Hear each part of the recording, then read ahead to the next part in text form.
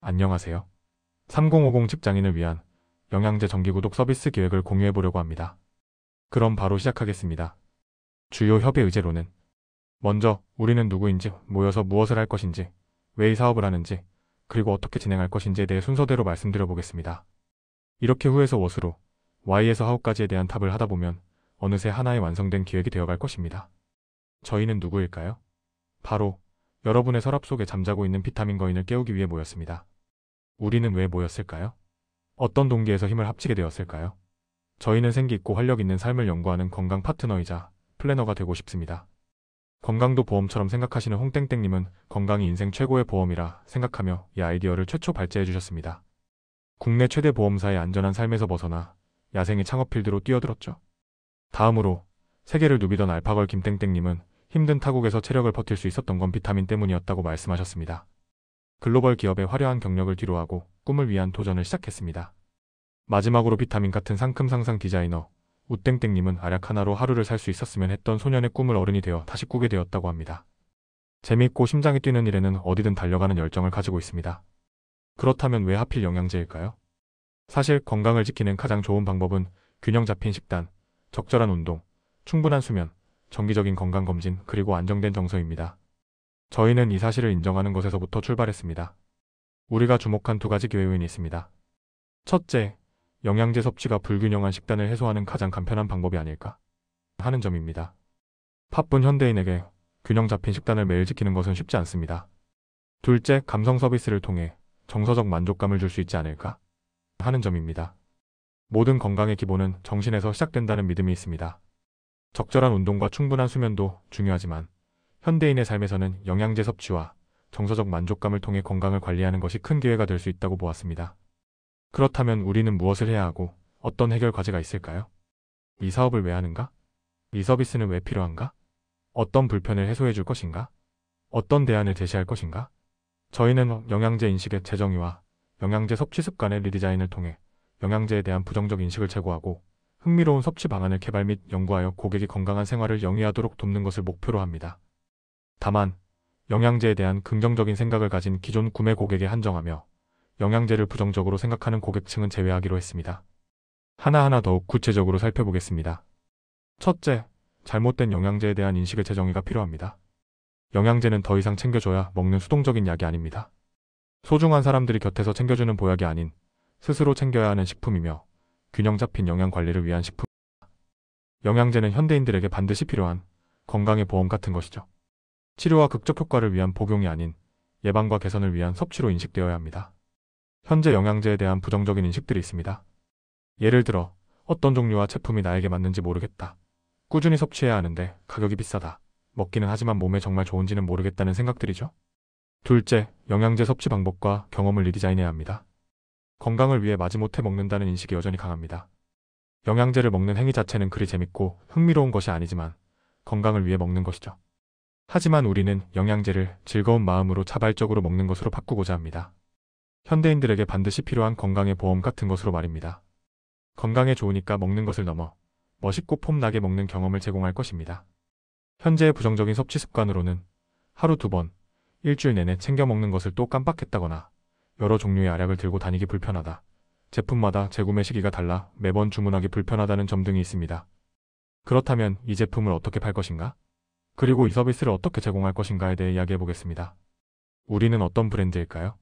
저희 브랜드는 상품이자 서비스이지만 소비자들이 궁극적으로 경험할 실체가 있는 대상입니다.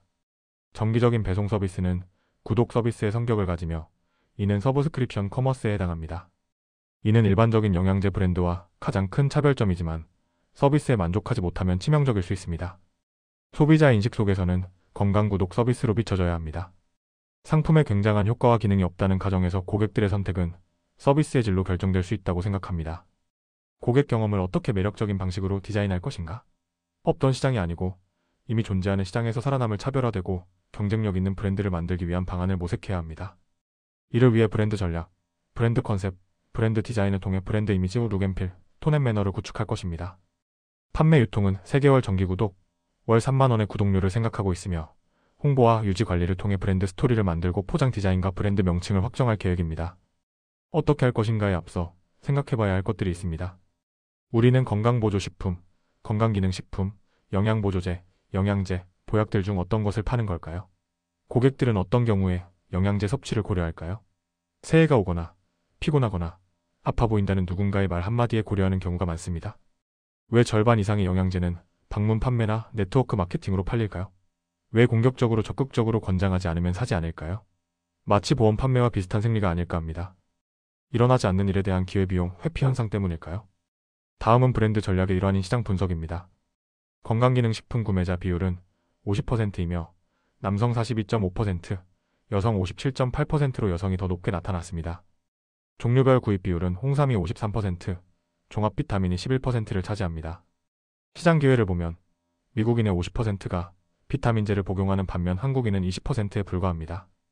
건강기능식품 시장은 2조 3,921억 원 규모이며 기능성 음료 시장 또한 2조 3천억 원에 달합니다. 유산균 2조 원, 카정간 편식 3조 원, 헬스앤뷰티 시장은 2조 원 규모이며 매년 20% 상승 중입니다. 기능성 음료는 피로해소, 영양 보충, 간 기능 회복, 체지방 분해 등 전문화, 세분화되는 경향을 보입니다. 조금 더 자세히 시장 조사를 살펴보면 인구 1,500명을 대상으로 한 건강기능식품 이용 실태 및 인식도 설문조사 결과 건강기능식품을 산 경험이 있다고 응답한 사람이 50.2%로 절반을 넘었습니다.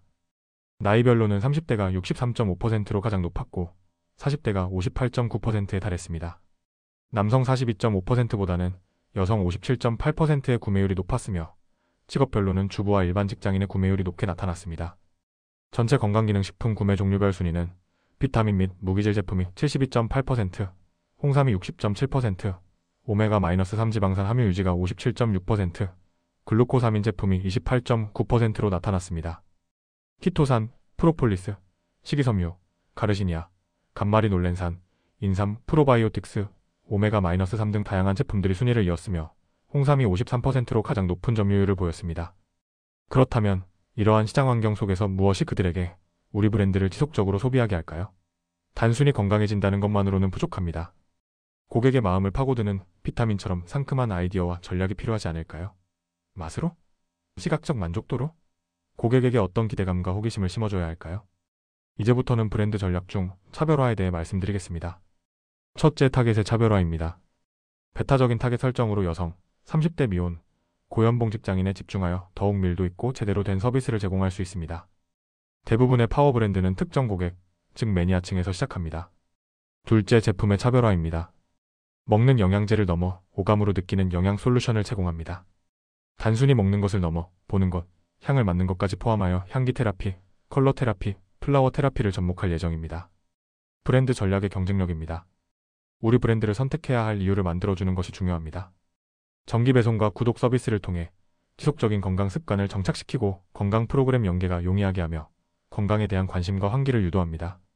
맞춤형 섭취 방안을 제공하여 체질과 기호에 맞는 방식을 제안함으로써 제품 선호도를 높입니다. 또한 선물하기 기능을 통해 남자친구에게 가장 받고 싶은 영양제 선물 패키지처럼 원하는 것을 받아야 기분도 좋다는 점을 활용합니다. 원하는 선물이 되기 위해서 브랜드가 가져가야 할 핵심은 심리적 만족감입니다. 나를 잘 아는 브랜드, 나를 이해하는 브랜드, 정성을 다하는 브랜드라는 느낌을 줄 것입니다. 브랜드 전략의 보상 체계는 확실하고 눈에 띄며 특별해야 합니다. 재미와 감동의 요소를 통해 고객 충성도와 지속적인 구매를 유도할 것입니다. 꾸준한 섭취 증명 또는 건강 개선 효과에 관한 피드백을 남긴 고객에게는 칭찬하고 보상하겠습니다. 영양제 섭취는 건강의 보험 같은 것이니 실제 보험 상품을 선물로 주거나 피트니스 센터 이용권을 주거나 꽃다발 또는 손편지 같은 건강한 감수성을 채워줄 만한 아이템을 선물하는 방안을 고려하고 있습니다. 다음은 브랜드 컨셉입니다. 우리는 고객에게 어떤 가치 제안을 할까요? 바로 내 건강을 꽃피우는, 내 미모를 완성하는 영양 제공 솔루션입니다. 우리는 한 달마다 영양제가 아니라 건강의 꽃을 배달할 것입니다.